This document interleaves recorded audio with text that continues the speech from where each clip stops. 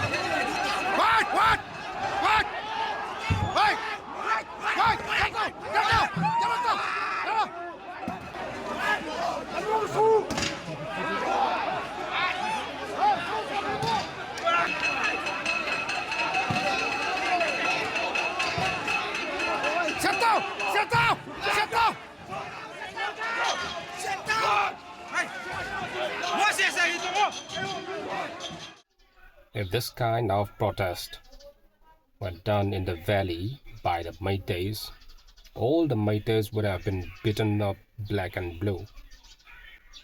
The central forces would have done whatever it takes to control the mob, but here in this case, in Churachandpur, the central forces are doing nothing at all.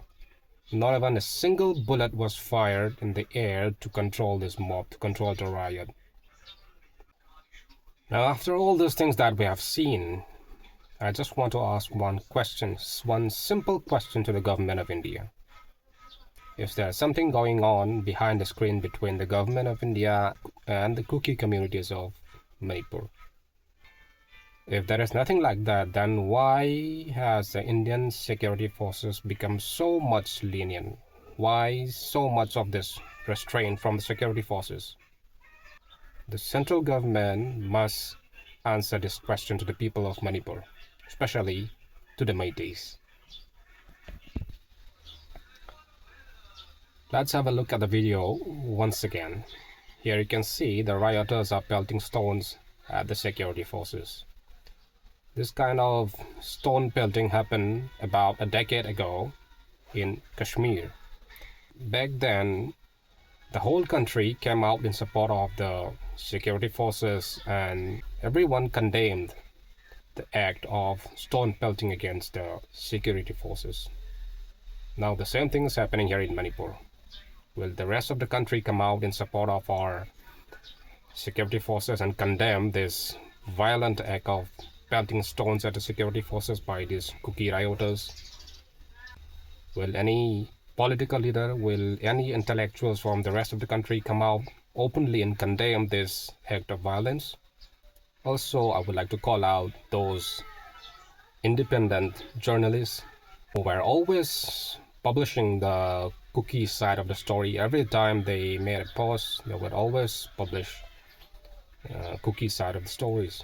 So where are those independent journalists like The Print, The Wire? Where are you now? Will you condemn this act of violence against the security forces? My final words to the government of India.